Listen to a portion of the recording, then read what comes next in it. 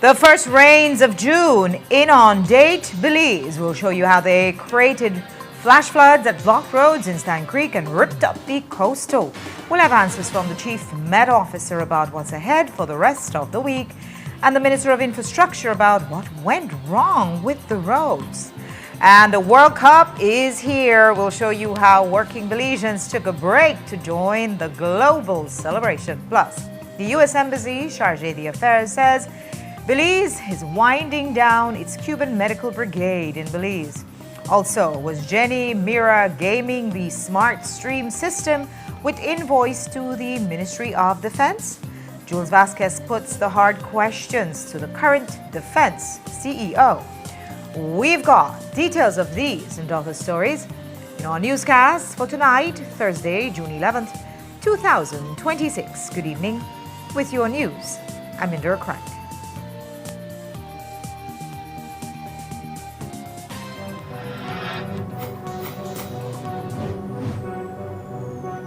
Belize, you're watching the Nation Station, Channel 7.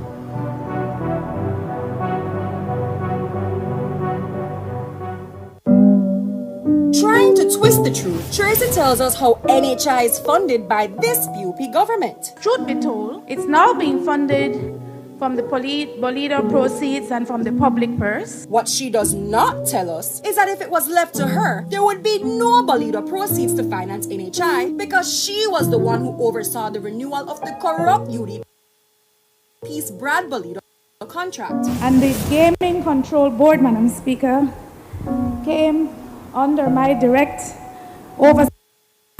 Neither would there be the $2 million a year which sports alone now receives from Puwi Bolida under this PUP government. Because under Tracy and UDP, $2 million annually is what the entire government was getting from Brad's Bolida. That overall figure is no more than $20 million annually, a portion of which goes to the official charities fund and of course to finance NHI. So when she tells you the promise of NHI is to expand, and I repeat, access to health care. She should also tell you that if it was left to her, the UDP and Brads, there would be no such promise for the expansion of healthcare to Belizeans. Stop trying to twist the truth, Tracy. Thanks to the PUP for take back for we Bolida, for Ono and Brads.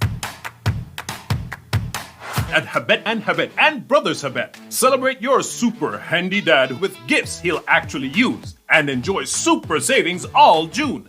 Like 15% off all power tools and Stanley hand tools, 20% off Vento PVC windows, 20% off Ascot porcelain tiles and 30% off Piso Forte ceramic tiles, and 40% off Sunlight windows and doors. Plus, stop in at Brothers Habet every Saturday for our veranda clearance blowout.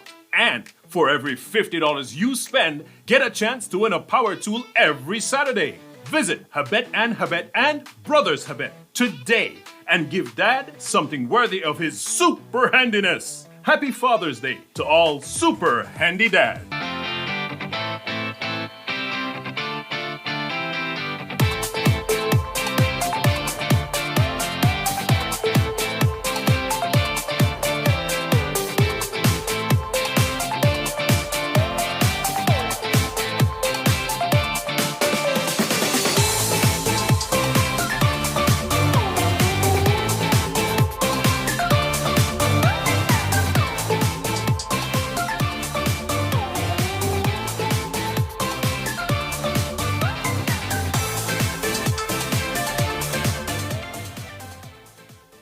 Altoona is one of the most visited Mayan city up until lately. The adjacent communities have collaborated together to see how they can get a space here that the wood carvers could actually market and sell their product. Not having the POS machine in the past, we have lost a lot of sales. Atlantic Bank helped supported our business, giving us the opportunity to get the POS machine. Now with the POS machine, we are able to do more sales, and that will, also bring more, finance to our families. Atlantic Bank, building the future together. Nando's Wholesale is the distributor for the full line of Badia spices, including the original complete seasoning, the perfect combination of ingredients and spices prepared to enhance the natural flavor of your favorite foods. Also, cinnamon powder for all your desserts, fruits, and beverages, and as special dishes. All these are available in commercial sizes or restaurant packaging. Nando's products are available at your local retailer or contact us at 222-5000. From Corozal to Toledo, Nando's is proud to be serving Belize as its #1 wholesale distributor for over 35 years.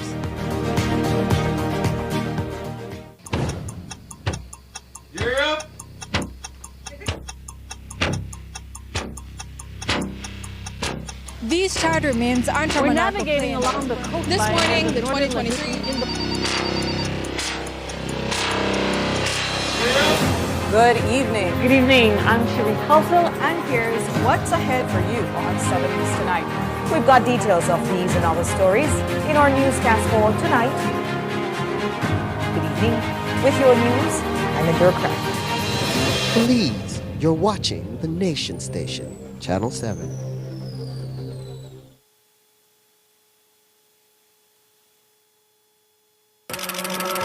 The next station is not just a place, it's the vacation capital of the world, the Mexican Caribbean.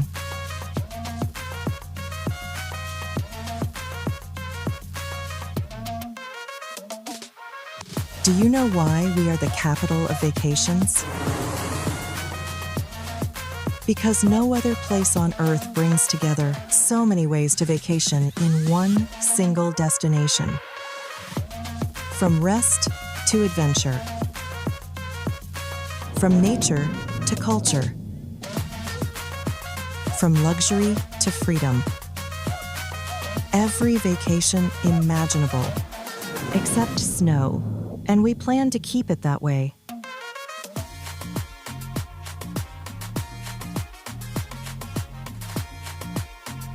Mexican Caribbean, the vacation capital.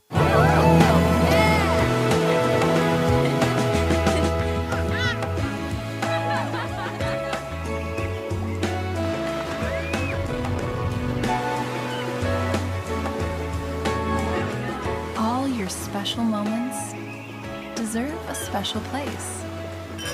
Book now and save 50% on accommodations and 20% on spa.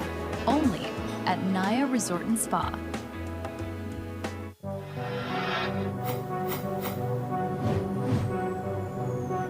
Belize, you're watching the Nation Station, Channel 7.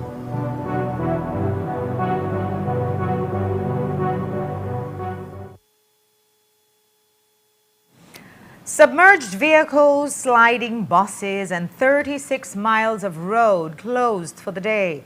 That's what those traversing the coastal plain highway endured today. The first heavy June rains inundated the coastal and even broke it near the Soldier Creek Bridge. The coastal highway took a beating, and so did our news team. Courtney Menzies was on the ground and has this story. It's the first major rainfall of the 2026 rainy season, and in its wake, the coastal plain highway has been closed. That's because, as you can see here, near the Gales Point Manatee Junction, floodwaters have inundated it. Parts of the highway have also been shredded due to fast-moving floodwaters, and vehicles have been caught in its depths. But this is only one area that has been severely affected by the heavy rainfall. And today when we spoke with the Minister of Infrastructure, he explained that it's not the contractor or the chip and seal to blame. These things happen in natural disasters. The contract was signed before our term. The contractor was awarded the contract. The work was being done while we were there. And the contractor is Emer Hernandez. I think he did a good job, in my opinion. And as I said before, 36 miles of road and you have 20 feet with a problem and another 40 feet with a problem. That people say the chip and seal is very thin, but that's what it is. You can do your investigation. The strength of a road is not the pavement itself, the chip and seal. It is all the substructure that comes and the compaction that needs to be done. There are levels of quality of roads. You have the chip and seal as the third option. You have the hot mix as your second option, and the best one, no doubt, is concreting. But the costing increases depending on which one you use. So the coastal, we continued with the specifications that were there, but you can't blame the contractor, the engineer. with what natural disasters bring. And part of that disaster was our news team getting caught in the flood. Currently, it is 1:30 in the afternoon and we're stuck here at mile 16 on the Coastal Plain Highway, where we've been for the past 2 hours. We entered the highway around 10 this morning when the water was low all the way to the Gales Point Junction. But in just an hour and a half, it has risen several feet, blocking us from continuing north to La Democracia. The southern end of the highway is also made impassable by floodwaters as well. The southern end ultimately cleared and the Hummingbird Highway was fully accessible. But while the coastal road was unusable for most of today, Minister Espat said it balances out. But look at the statistics, look at the numbers, 36 miles and you had a combination of 50 to 60 feet that has to be dealt with. I think percentage-wise, it's a fair formula to have, and we will address it. And that section, those two sections, we'll probably have to concrete it like what we did for the ones that we did last year, and it worked. You use the road 395.7% of the time, and 1% of the year you can't use it. Well, that's acceptable too. Courtney Menzies, 7 News.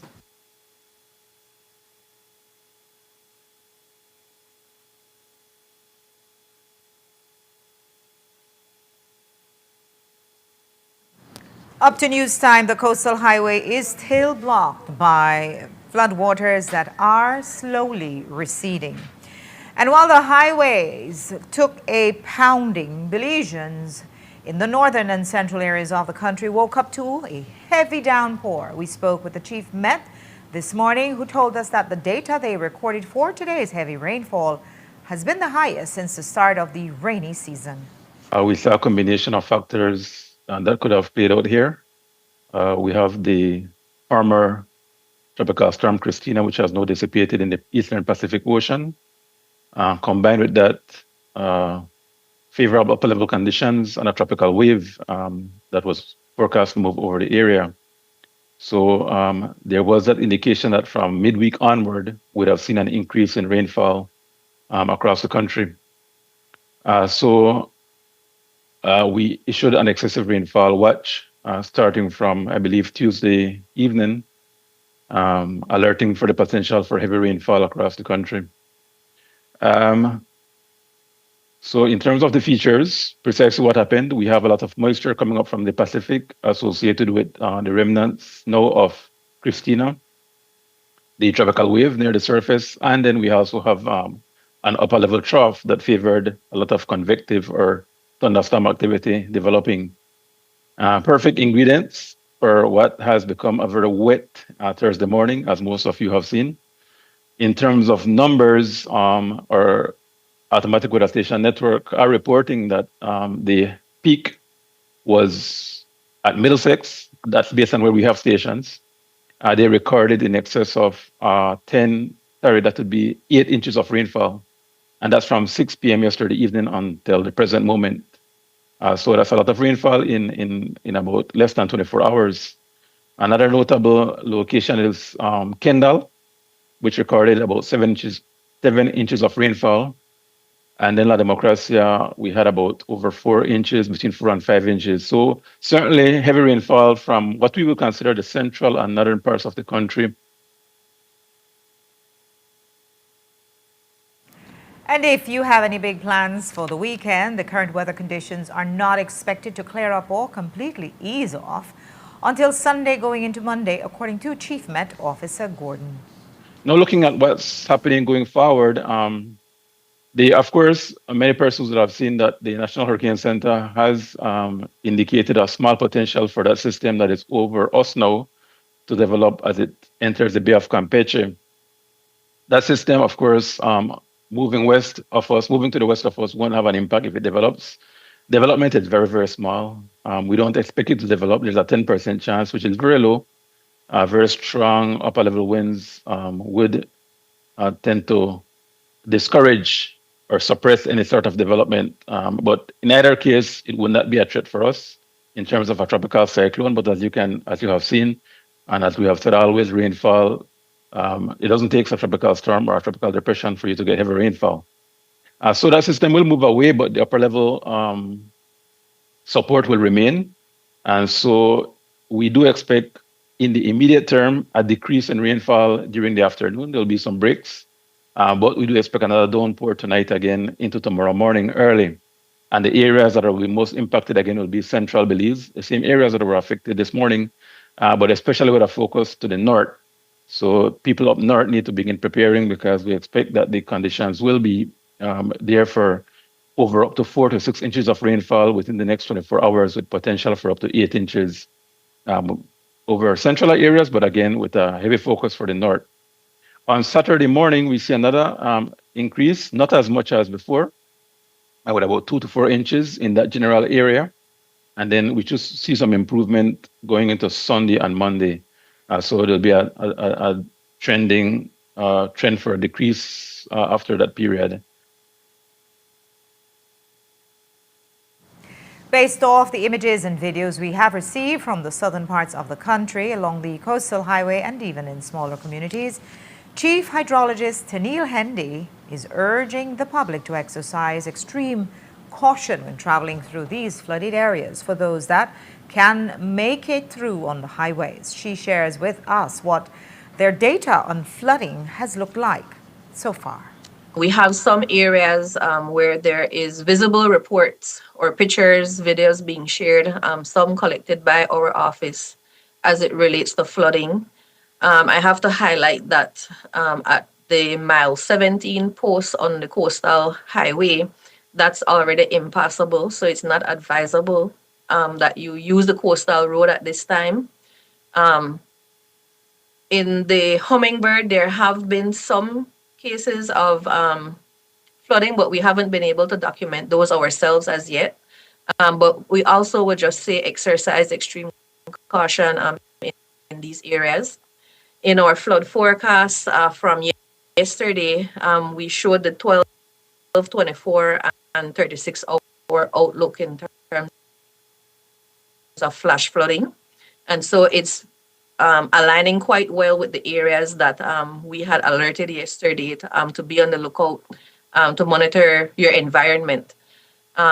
Looking at the new updates that we have, we see that area advancing to most of the country and aligning as well with Chief Met in terms of the precipitation moving into the north. We're also seeing very high potential for flooding in the north as well. Mainly linked to what we often refer to as localized flooding. It's actually urban flooding associated with excessive rainfall. So quite literally, the entire country has to be on call from what we're seeing right now, especially for those in the central areas, as mentioned before, and on the south. Recall that we have these hills.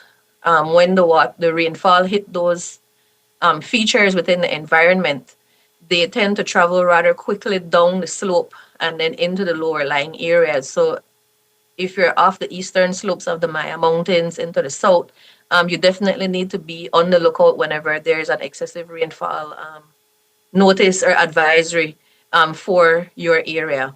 As well, we need to consider double impacts or double contributors, especially for those who are on the western side of the country where they're near to riverine systems. We have our neighbors, Guatemala and Mexico, being affected by the event that's in their area. So we also need to be on the lookout for riverine flooding. And you have the combination of excessive rainfall, which is, flooding caused by rain events. If you happen to find yourself in the danger zone, caught in the middle of these flash floods, NEMO is already on standby to respond to those that are in need of evacuation. NEMO coordinator Daniel Mendez explained what response mechanism they have set in place. Our teams across the country have been on alert. We have been monitoring, along with the Met Service and the Hydrology Service, the passage of the rainfall. So what we have been noticing is there have been a few incidents in the Stand Creek district. Our Stand Creek coordinators have been out there addressing and assisting in that regard. There is always a potential for further activation of the system, but at this point, there has not been a need. But we will keep on monitoring, and as the information comes in, the rest of the country remains on alert. So all of our offices across the country are aware and have been making communication with the different components of the system. So if there is a need for us to activate the system, it will be done so quickly. For those who want to reach NEMO, can reach them via their emergency hotline at 936. And if, for the parents wondering whether or not the weather will impact school attendance, well, Mendes says that they are working with the Ministry of Education to determine this. In that regard, we are in communication with the Ministry of Education. We coordinate with them, and then they do their own risk assessments, determine using all the information that's available to make that determination. It's not a decision that's made by NEMO. It's really a decision made by the Ministry of Education, but that's done in close coordination with with our departments, the Met Service, Hydrology, and NEMO.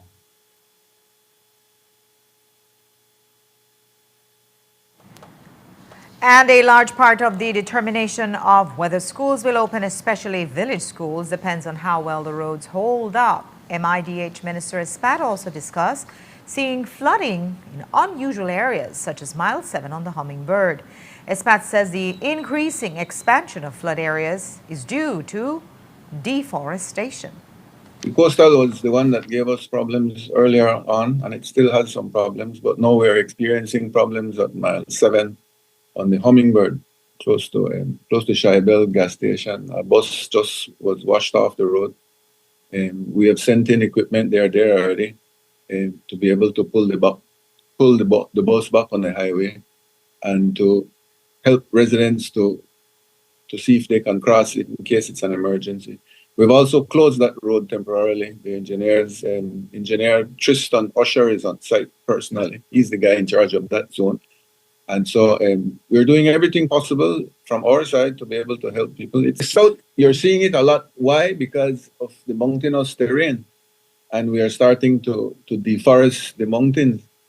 Well, some would call it hills, not mountains, but high hills. And so all of this deforestation is affecting us considerably. We have been saying this from I got into the ministry, because that was one of the items that we have noticed. And that's why in cabinet it was decided to put a moratorium on logging for a while to see where the country is and how we can look at this situation. And we're not putting enough attention to the environment, and the environment is living, and we're changing the whole ecosystem. And these are the results. The infrastructure that you design will not be able to hold up to it entirely. And what concerns me, though, is that the main arteries to the south, both the coastal and the Hummingbird, experience problems at the same time. And it's an indication that we have to look at that to see where the weak points are and how we can better it.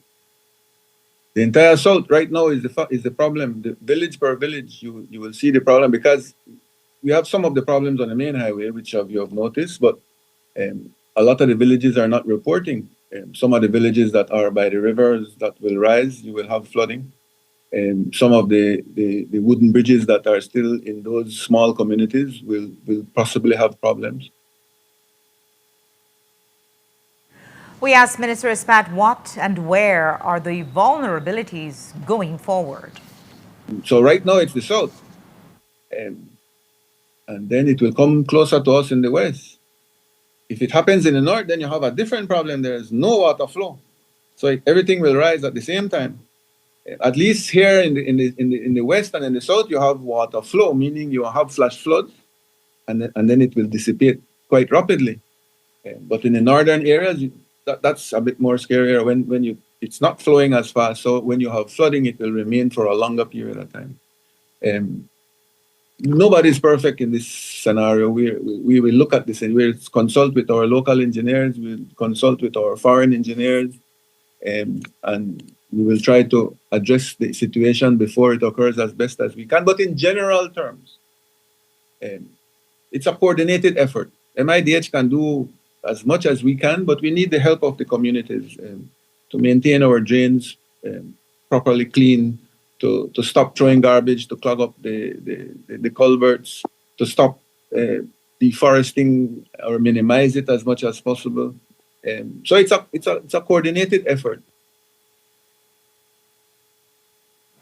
We'll take a break now. When we come back, we'll show you how Belizeans took a break from work today to embrace the global celebration that is the World Cup. Don't go away.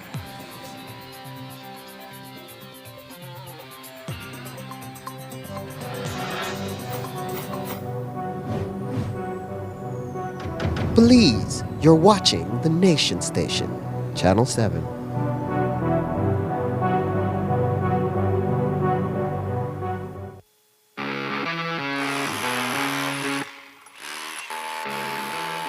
When the job demands more, Milwaukee Power Tools are designed to handle the toughest jobs on the construction site. If it's speed, durability, and performance you need, Milwaukee is the perfect choice.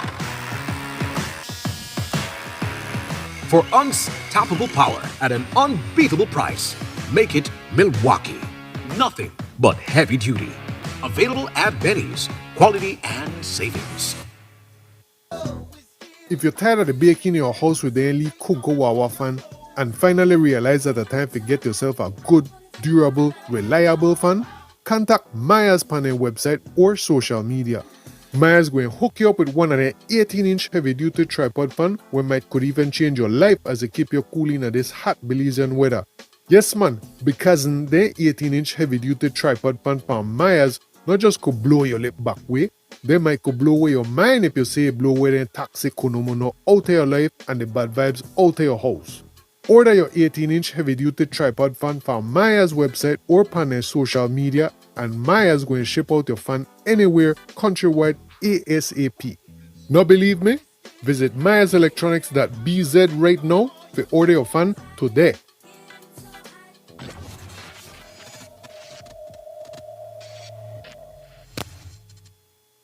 Look here, your kitchen light there and you been in the kitchen. But I'm going back in there right now. And the coffee maker? Just to try keep me the coffee warm for later. What do you do now? I'll try to think more to eat. You know the more you open or close the fridge, it takes longer for the food cool. Uh-huh. For a hot day like today, it burns more energy. You charge your phone right now? No. Plug it out then. You really only wash 2 Lee socks and 1 Lee shirt? You don't know what small load burn the same amount of electricity as large loads? But this is my favorite shirt. You have to be more energy efficient. Use large loads. This AC the blow hard. You know, if you keep the temperature at 25 degrees Celsius or higher, you burn less energy and you also keep the place cool. And for a nice day like today, turn off the AC, open up the house and make some fresh breeze come in. You know what? I think I get it now. As consumers, we need to be more energy efficient and practice energy conservation.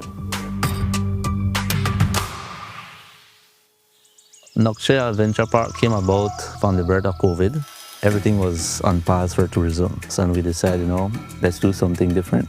We got 10 bikes, 10 ATVs, and we were just doing ATV tours. Shortly after, we were approached by the cruise lines. We agreed to work with them, and from them, it just started growing. We set up the chocolate tour first, and then from there, we went into the culinary experience at the different Mayan cultures. We have the gift shop, the cooking class, the shaman, and the healing, and it just all came together. When you reach a certain point, you need investors, you need partners to come into your business.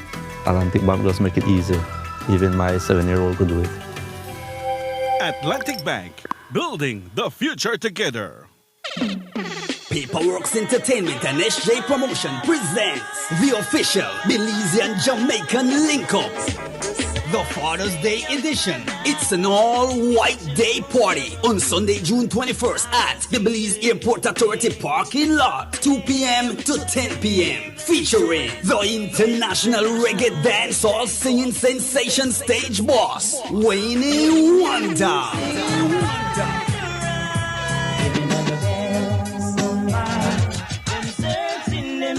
to mash up the stage. Alongside the General Super G for the first time in Belize, Steely Bashman plus Belize's top DJs. Get your general tickets for $60 and VIP for $150 at Madisco, Stone Music Outlet, and VIP Wireless. And lock the date for the official Belizean Jamaican Link-Up all-white day party on Sunday, June 21st at the Belize Airport Authority parking lot, 2 p.m. to 10 p.m. Sponsored by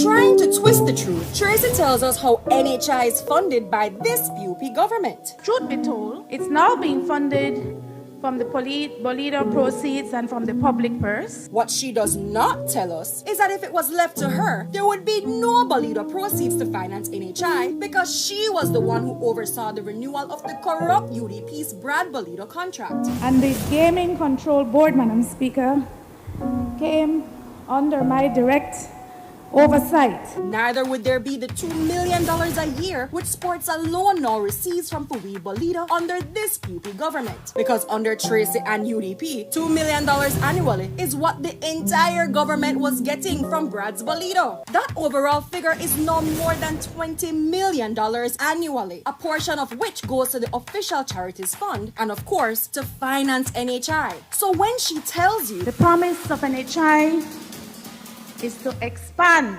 and I repeat, access to health care. She should also tell you that if it was left to her, the UDP and Brads, there would be no such promise for the expansion of healthcare to Belizeans. Stop trying to twist the truth, Tracy. Thanks to the PUP for Tech Back for We Bolida, for Ono and Brads.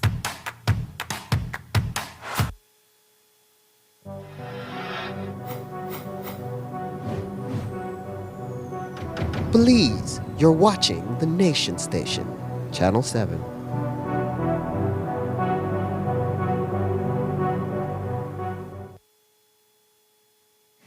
At the top of the news, we showed you the intense flooding affecting various parts of the country. But while those communities dealt with heavy rainfall in San Lazaro Orange Walk, panic erupted after a vehicle exploded around midday. What made it worse, though, was that it occurred directly in front of the San Lazaro gas station, dangerously close to the fuel pumps. Police got the report at 12:46 in the afternoon, and by 12:50, the fire truck was already deployed and en route to the scene. They brought the blaze under control. Fortunately, no one was injured. The pickup was registered to Brandon Vasquez, and so far, first responders believe it was an electric fire.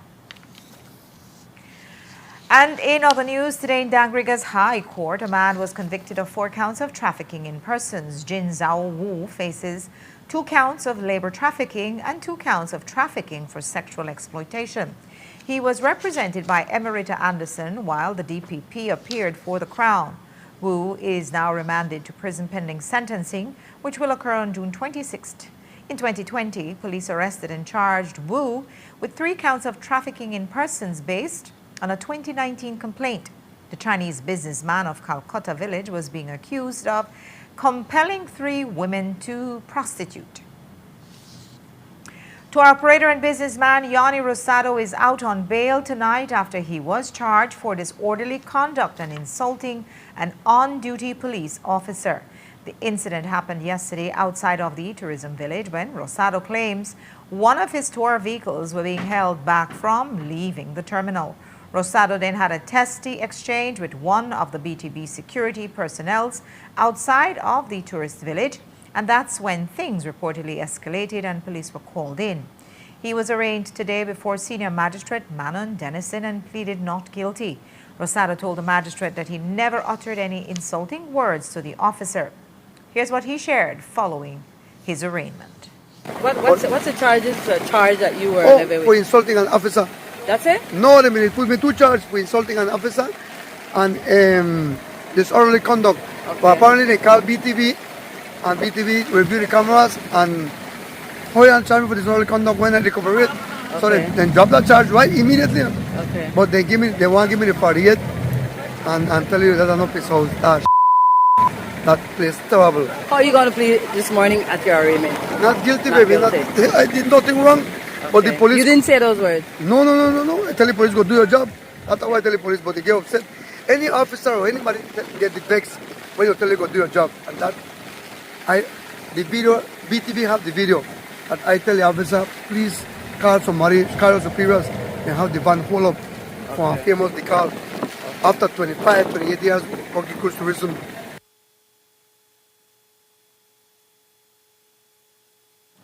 Rosado was granted bail in the sum of $500 plus one surety of the same amount, which he was able to meet. His next court date is set for August 5th, 2026. He appeared unrepresented in court. For months, the Ministry of Health and Wellness and the Ministry of Foreign Affairs have been going back and forth about the 94-person Cuban medical brigade that is working in Belize's healthcare system. The U.S. State Department, which has characterized these medical missions as a coercive labor export scheme, is pressuring the Briceño administration to send the Cuban doctors home. There has been no definitive pronouncement from the government of Belize, but the U.S. Chargé d'Affaires, Catherine Beamer, was much clearer about it. She says it's being wound up. Well, we are very supportive of the government's decision to wind down this program in Belize, and we are committed to encouraging all the countries throughout the region to adhere to international labor standards, and we're very interested in human dignity and that type of employment, those types of employment relations. Well, has any conversations been had with the government about how we replace the support that those doctors perhaps have provided to the healthcare system here in Belize? I'm not going to comment on specific conversations that I've had with the government, but I do know that there's a strong commitment to ensuring that healthcare in Belize remains robust and serves the Belizean people. For the past 2 nights, we've been reporting on an explosive leak of 497 rows of SmartStream invoices paid, most from the Ministry of Defense to Jenny Mira, sister of Oscar Mira, for fruits and vegetables supplied mostly to the Ministry of Defense. Today we asked the man who has been the CEO of that ministry since 2025 about some of the suspicious patterns we saw in those payments. What jumps out is that there is such a systematic pattern of keeping under that $10,000 threshold. In fact, on one day in 2023, when an invoice was booked for $18,000, it was quickly canceled, and then 2 days later, we saw 2 sums appear that add up to the same exact amount, right down to the cent. So the cancellation of one invoice and then breaking it down into 2 invoices that add up to the amount, I can't necessarily speak to that because I wasn't the CEO here, but what I can say is that at no point has anyone from the ministry or the BDF or the Coast Guard gone to a vendor and said, I know this computer costs $12,000, but can you break it up into 2 quotations of 8 and 4 or 6 and 6 so that it can fly under the radar? Because it is a more efficient way for them to actually see the invoices be processed and for money to appear in their accounts. That's not an indictment on the Ministry of Finance, the Treasury, anyone else. It's just, it eliminates a layer of bureaucracy, and the vendors have learned that. And so if they are providing 30 different items, they will quote or give you pro forma estimates that I'm certain they know the thresholds and that they keep it below that so that their funds um, can be paid out quicker upon the delivery of the items. So many times we see recurrences of the exact same figures, one of them appearing 14 times, another appearing 12 times, another appearing 9 times. What do you make of a pattern like that? While the individuals who are on duty may vary, the number of people on duty and on standby and working at every camp, for the most part, on a week-to-week basis, remain the same. So for the most part, the ration bid and the numbers that we are feeding remain the same. So it's not an asinine belief or anything crazy that the quantities of things that we require remain the same. Now, as far as the But prices would fluctuate. Agreed. Prices do fluctuate with inflation. There are varying factors.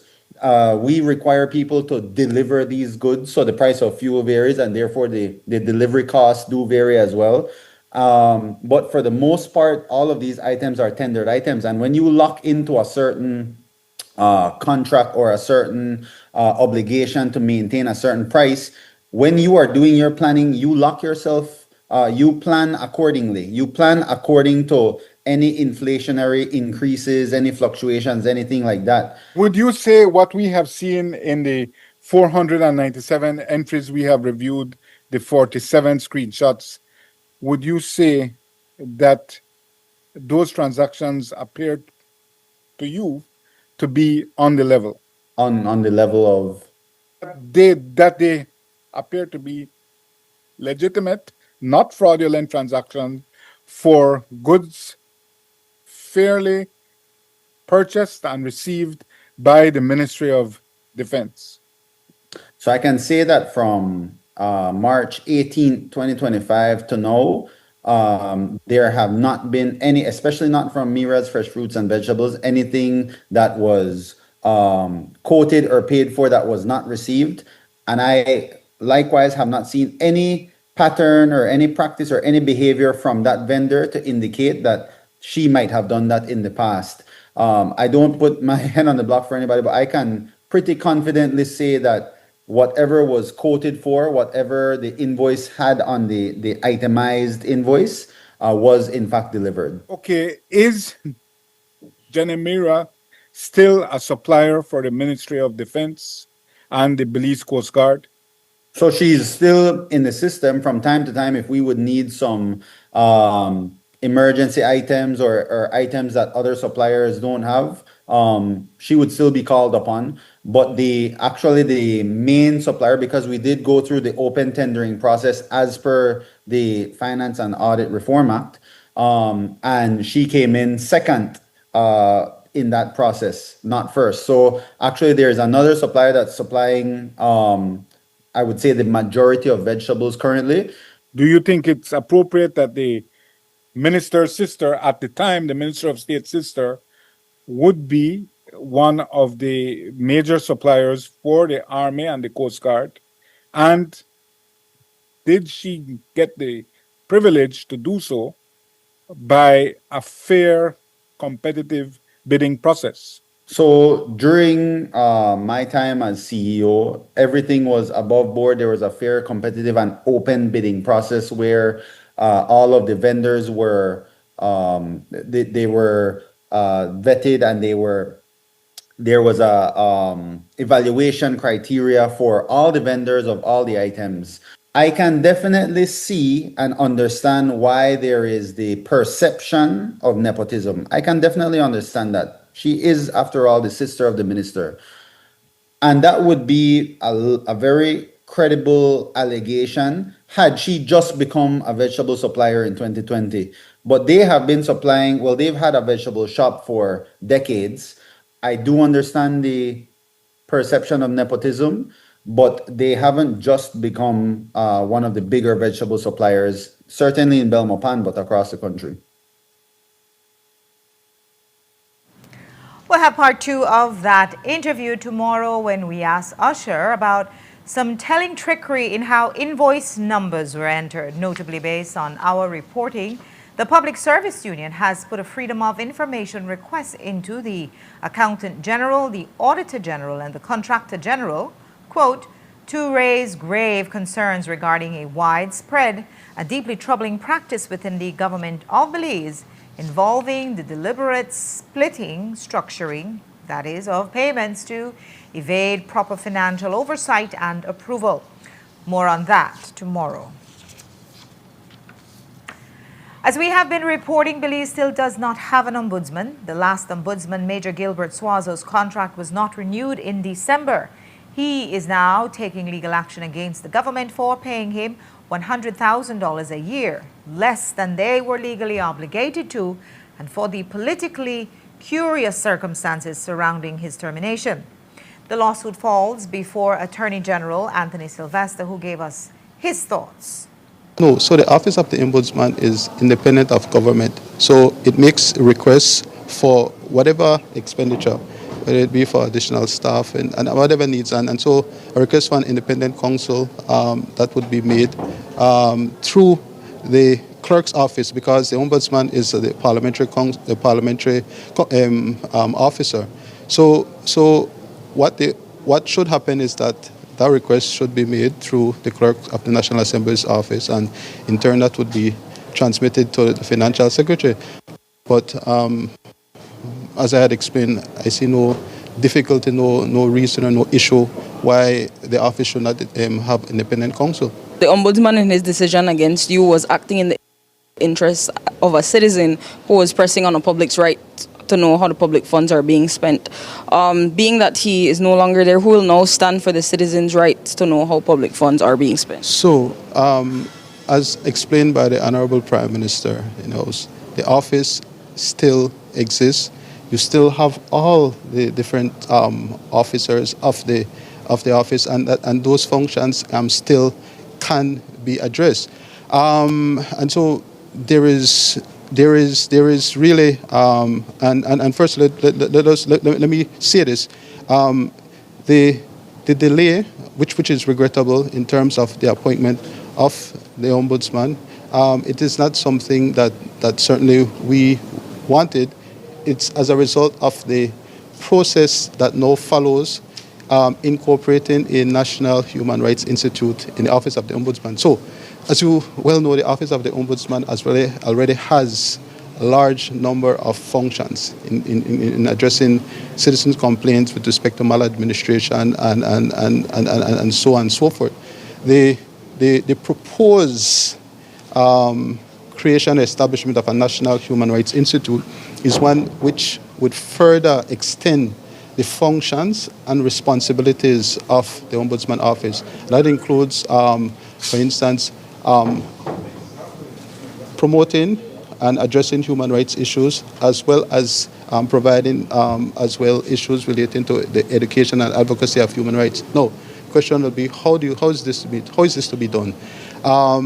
So there is a working team that has been established, which includes both private sector, social partners, and persons from the Ministry of some various government ministries.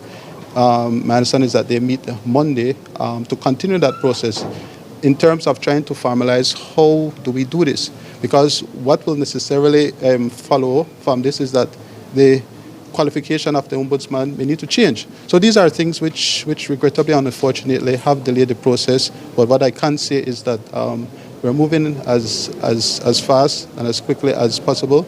Obviously not to the satisfaction, understandably so, of persons who are concerned. But I can say unquestionably that we are moving and that we seek to address this issue as soon as possible. But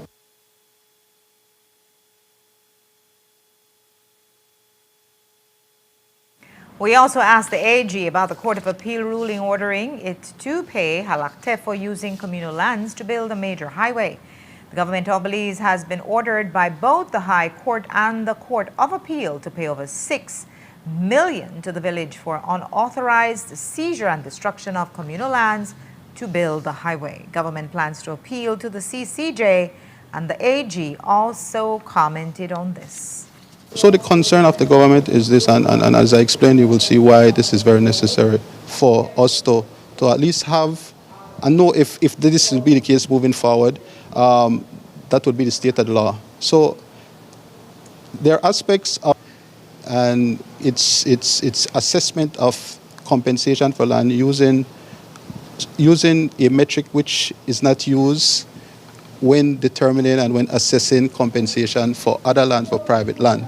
So the concern is that what you will have, and what we fear, is that you'll have two regimes for compensation of land in the country. One for private land, which is non-communal, and one which is for communal. And that has the potential to create some issues, particularly where in the Toledo district, you have some third-party interest private land, which may potentially be subsumed or be considered communal land. So it has some serious implications, financial implications. And so the government sees it fit, and there's wisdom in approaching the highest court, the apex court, and say, look, this is the position. Two regimes with respect to compensation for land now seems to be the state of law in the country. Tell us, is this the case, or is this not the case? That certainly would be extremely helpful and beneficial to all, no? The challenge would be in relation to the quantum, correct? Because you admit that it was unlawfully acquired. Well, there is still there was an issue. We did raise the issue that yes, obviously it was being utilized, but the issue that was raised, the court ruled against us in respect to that was whether that era would in fact actually form part of communal land, particularly since there has not been any formal establishment of boundaries. So those are things as well that we would ask the court to look at. And we discussed the Budna case, which is still in court. A preliminary ruling from the High Court did not bode well for the government. The court found that there is a valid case in the claim of violation of Budna's constitutional rights. The AG says that they are still processing the files and have not decided to settle. We are still in the process of that. I believe yesterday there was a case management conference in terms of the time for filing of witness statements and other court documents. I don't recall the timelines offhand, but suffice it to say we are still in the process. And what I should point out to Blaze and Public that as part of the court process, there are two very key, very important mechanisms that the court utilizes. They utilize a mediation mechanism where they encourage parties to look, try to discuss and see if you could arrive at some resolution. They also use a mechanism known as a judicial settlement conference. That one, in my view, has more usefulness because what it does, it allows the parties to have a senior attorney, a senior counsel, explain to them and say, look, you file this constitutional claim, you file this claim, you're asking for XYZ. You file your defense and you're saying XYZ, but you know, both of you really may need to really rethink your position. So I think as part of that process, which comes a little ways on, you know, we would be in a better position to know where we'll go with respect to that matter. If you guys choose to go to trial, is it because the state is taking responsibility for what has all appearances of a high-level cover-up? If you choose to settle, if we don't go to trial, no, I would not say that. I just explained, I think, the position with respect to what happens in court proceedings, and it's not necessarily a matter of based only on facts, but also based on the law. If it is that the court may say, but listen, see as what you may say, but these persons were police officers, and so you can't escape. Changing gears now, the countdown to the 2026 FIFA World Cup has come to an end as fans of the beautiful game celebrated kickoff today. Hosted by the United States, Canada, and Mexico, the competition will feature an expanded 48-team format, bringing more nations into the spotlight. While Belize did not qualify, excitement remains high across the country as fans gear up for the world's most watched tournament. We hit the city streets to find out which teams Belizeans are supporting and why the football continues to be one of the nation's most beloved sports. The world's biggest sporting spectacle kicked off today, the FIFA World Cup 2026, and Belizeans countrywide celebrated the kickoff at Estadio Azteca in Mexico City. It is officially the start of the 2026 FIFA World Cup, and we're going around Belize City and looking at other parts of Belize to see exactly how Belizeans start off their World Cup. We know that football is a big deal in the region and in Belize as well, so take a look with us. We found fans at popular bars, taking a few hours off work or an extended lunch to share in the excitement. UB and Belmopan hosted a watch party. Fans wore merch and repped their teams. What are you guys doing for the entire World Cup? Well, we think that it's important that everybody gets the best experience in TV, so we're bringing our 98-inch TV to all of the restaurants here in Belize City, and we're going to go as well to Belmopan and Orange Walk in the following weeks. So we're going to be bringing here, we're tonight in Tavern, Midpoint, and Thursdays this week. Who do you want to win this year? No, definitely has to be Argentina. Why? Again, because it has to go out with a blow. The biggest team ever. This is Messi's last World Cup. How does that make you feel? No, I think it's the closing of an age. We need to see the next one coming up right now. I hope Argentina makes it double. Why? Argentina has been my team since I was a little kid, so. How do you feel about this being Messi's final year in the World Cup? Sad, it's like the end of an era, but he had a good run. Which team you hope win? Portugal. Why? Because of Ronaldo. Argentina! Why? Messi the GOAT! This is Messi's last year. How do you feel? Oh my God, and that's why Argentina, I feel like Argentina should win again, back to back. And when we asked these fans why they enjoy the World Cup, they told us it's a global celebration. I think it's just the biggest sports event in the world, so you really can't miss being part of it. Probably because it's something that's very famous, and I notice many Belizeans like sports. You watch it? Sometimes. I don't think I have a good answer for that, but I just think they love it just like any other country, you know? Football is just a great sport. Football is a big deal for Belizeans because we have been playing that since I was a kid. But now we play baseball, we play basketball, but I think football is something that will never end here in Belize. It's something that everybody loves. When I was a kid, I used to like to play football. I never did no other sports but football. Well, I think Belizeans in the north have always loved football. Football is a way of life. Football, everything stopped like at about 11:30 when there's the World Cup opening. Don't expect any lunch, guys. And they won't even be hungry in Corozal because they'll be watching the World Cup. If you start from Orange Walk, there's a big TV there, I'm told. And so Belizeans will be watching this up until the finale on July 19th, giving sports bars a chance to capitalize on a love for sports and football fans, followers and true believers a chance to socialize on one common ground. Who will win? We are yet to know.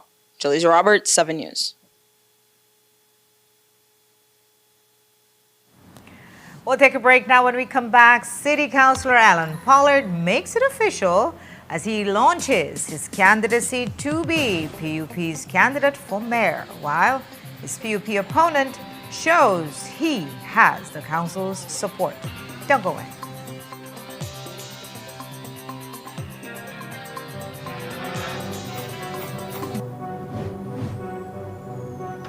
Belize, you're watching the Nation Station, Channel 7.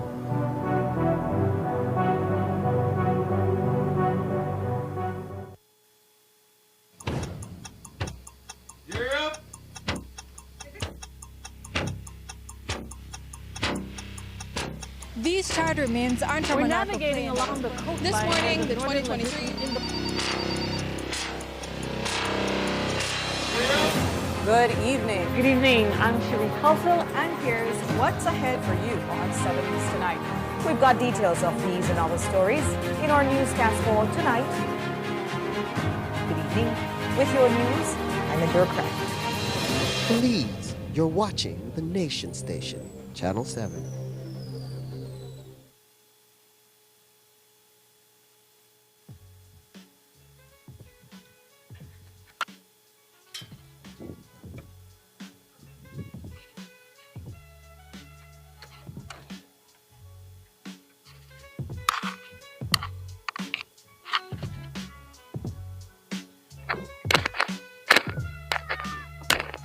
Janice and the blasted people and the monitor we took how they know nobody not there. You know see that as me and Eddie Gan. That right there happen for you. They know nobody never there. You see why good to have camera and things for your place. But when they don't call the security company and then they can hook up the camera and the alarm to it. The camera people they don't come already, Janice.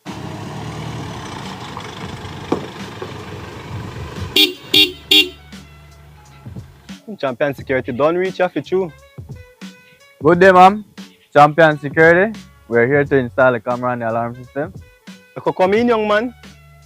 We will start from outside first, ma'am, then make our way in. Okay, then go ahead and do the thing then.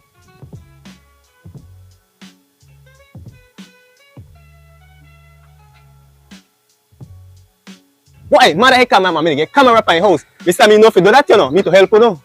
Hey, you blasted Junior, get your backside from there, left the man, they make them do their job.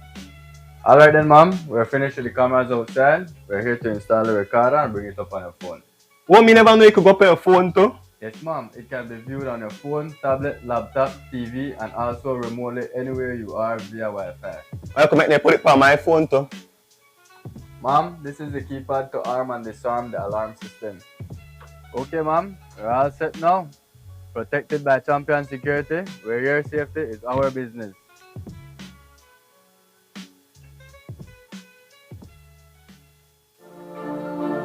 The success of my business means a lot to my family, especially my brother, because I'm continuing his legacy, making butterfly art collages. It was very hard for me to receive payments. I had to go directly to meet the person I'm purchasing from and who I'm selling to receive payment. Because I opened my business account with Atlantic Bank, now I can make and receive payments online, and this has made my job much easier. Atlantic Bank, building the future together.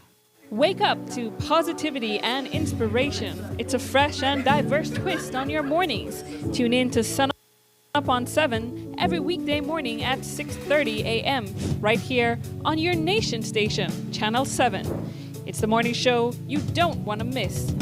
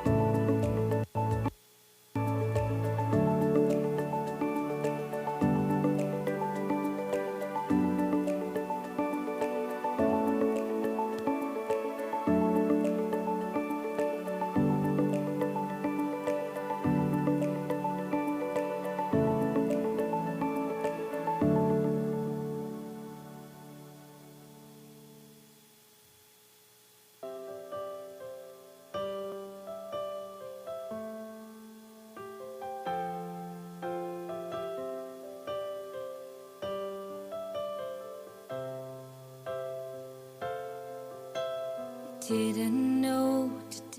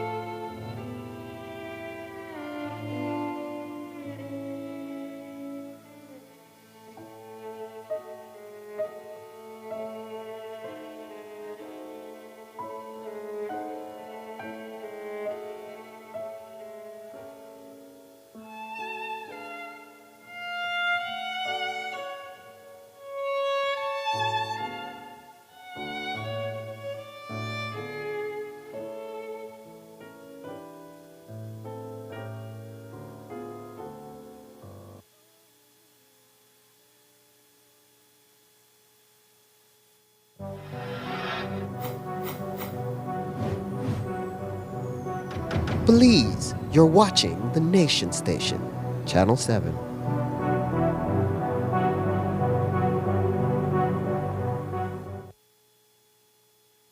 A group of select senior justices of the peace has begun specialized training to strengthen protections for victims of domestic violence across Belize. The two-day program being held at IT Vet in Belize City is a joint initiative of the Ministry of the Attorney General, the Belize Judiciary, the Family Court, and the Ministry of Human Development, Family Support, and Gender Affairs. The training forms part of the implementation of the Justices of the Peace Act 2025, which created the designation of select senior justices of the peace. Under the new legislation, qualified officers are empowered to issue emergency interim protection orders in situations where a magistrate is unavailable. During her speech, the Chief Magistrate, Deborah Rogers, said that this is most important because domestic violence doesn't wait until Monday morning when a court opens. All our select senior justices of the peace who sit before us today are being entrusted with something of great consequence. The authority to issue ex parte interim protection orders under the Domestic Violence Act is very serious business. It is a direct extension of the judicial function into the community itself, and it carries with it both privilege and even more responsibility on you all. Just to give you a bit of insight on our intention among ministries and the magistracy for streamlining the implementation of this act. While the justices of the peace are not strictly judicial officers, they are, you all are, and you have always been, a very vital extension of our justice system. You are directly embedded in the heart of our villages, our towns, our communities, and you are embedded in such a way that the courts can't always be. With this new designation, we're not simply adding a function to the JV role. We are formally recognizing and strengthening that relationship between the justices of the peace, the magistracy, but more importantly, bringing them closer to the court system, and by extension, bring the court system closer to the people that we serve. When the public knows that help is closer than they thought, that protection is accessible in their own communities, it changes things. It strengthens and enhances confidence in the justice system, and we welcome your role in communicating that message. Attorney General Anthony Sylvester also explained why it took so long to implement. It's the start of the process of having those stakeholders be properly equipped with the knowledge of the laws and the protocols necessary to ensure that the service that is provided, that it is discharged efficiently, that is discharged without fear and without favor and impartially, and those are critical aspects of any service that is provided by the justice system. The issue, of course, was properly ventilating and properly educating the justice of the peace family as it relates to the scope and nature of these additional duties. And so it did take a time for that process to be done, but suffice it to say, I'm happy to say that we've reached a point where we can properly implement and roll out the service in all the districts. So when a person who's a victim of domestic violence, they would ordinarily approach the court.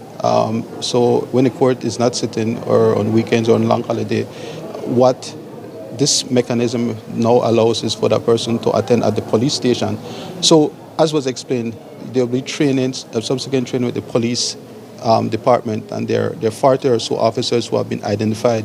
So these persons, these officers, they would be attuned and to what are required, the protocols that are to be applied, and as well the obvious human element that is necessary when treating and dealing with cases of this nature. And the police stations that would be identified and have been identified, those would be those police stations would be separate and apart from where the police other police activity takes place. So The initiative will help close critical gaps in access to protection by allowing emergency orders to be issued during court closures, outside regular court hours, or when immediate access to a magistrate is not possible.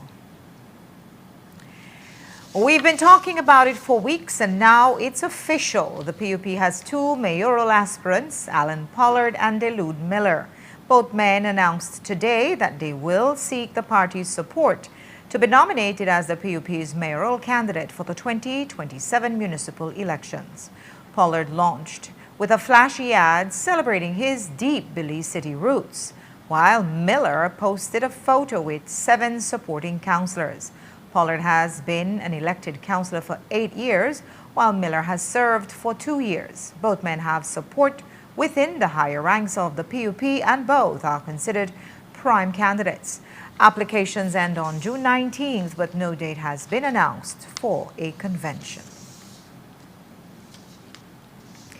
The U.S. State Department is hosting a regional forum for its young leaders of the Americas Initiative in Belize, inviting former alumni to engage with their counterparts in a knowledge exchange and panel discussion. Today was the second day of the event, and Domari Lanza stopped by to speak with some of the entrepreneurs. These entrepreneurs are scaling up their businesses using tools from the Young Leaders of the Americas Initiative. Now they're in Belize to talk strategy with fellow alumni. Out of the group, 8 are local, while the rest represent Caribbean neighbors like St. Lucia and Jamaica. The U.S. Embassy's Chargé d'Affaires explained why bringing these cohorts together matters. This is part of the Young Leaders of the Americas initiative, which has existed for many years. And so what we're doing today and yesterday is bringing together alumni of this program from across the Caribbean to get together and continue to build their network and grow their businesses and acumen.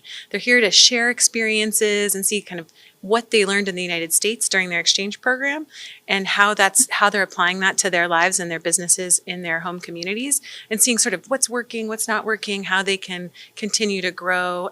Because, you know, of course, in the United States, small businesses are the engine of our economic growth, and we're really committed to helping entrepreneurs in other countries succeed as well. You guys, Our exchange programs, we're really focused on developing promising young leaders in countries and building sort of long-term relationships with them. So the United States considers, our alumni to be a long-term investment in the future of that of those people and that country. And so many of our entrepreneurs that have participated in this program before come back and are very prominent members of society that are contributing a lot in their communities. So it's a good way for the United States to maintain that relationship and connection with those people. And one of those entrepreneurs we got to connect with today was Belizean fashion designer Ronelli Rakenya. She shared with us how the program has helped her to grow her business. Well, we are lucky that we're celebrating the 10-year anniversary of the Wildlife Program, and they gather a lot of the alumni from across the region to come to Belize. And I'm so fortunate that I'm able to be here because I did my program in 2021, but because of COVID, we weren't able to travel. So this is kind of my wildlife experience, and I love it because it's so warm. It's all the Caribbean entrepreneurs, and we're working together, finding ways on how we can collaborate with each other and kind of make the Caribbean region reachable and helping our businesses, but moreover, how we can help each other expand. One of my biggest challenges was how to organize myself. From one experience, I lost my agenda and I wasn't able to tell who were my clients for the next 3 months. So my mentor says, okay, so that is one of your challenges. How can we use technology to help you? So you have your phone, you have your laptop, so you're not relying heavily on that one written, that book that you write your stuff on. So we have the Set More app, and that way we're able to reach to all our clients, and that way alleviates me sometime where I don't have to have that direct contact with the client. We have the CRM taking care of that. We also spoke with 2 other business owners based in St. Lucia and Antigua. In terms of the businesses, I would say it started with Sludterra, and that's right after my fellowship in 2017. My experience actually caused me to pivot business from workforce development to social enterprise. And with Sludterra, business development and social impact firm, and with M&S Consultancy was developed right after, trying to address the gaps in dealing with all of the entrepreneurs that I dealt with, where we provide mentorship and one-on-one support to them. With BizConnect Caribbean, I was looking at a way for us to solve challenges for people across the Caribbean and not just St. Lucia. So that was born thereafter, and as of recent, I am the chair of the Caribbean Franchise Development Council. My life for me is all about celebrating entrepreneurship. It has been a decade of impact. It has been amazing. When I went to the U.S., I went to the Kansas City, Missouri. I stayed, my partner in the U.S. was Kansas City Visit Casey, which is kind of like the economic and tourism unit for Kansas City. And I had the opportunity to literally learn how they do what they do and replicate a lot of that stuff back home in Antigua and Barbuda. That has helped me not only to scale my business, because we're at the point now where we're looking to expand and actually launch a Caribbean marketplace that will be able to help promote businesses around the region and their products and services as well. From Antigua to St. Lucia and right here in Belize, the consensus among these alumni is that the Caribbean market is no longer isolated. Jo Marie Lanza, 7 News.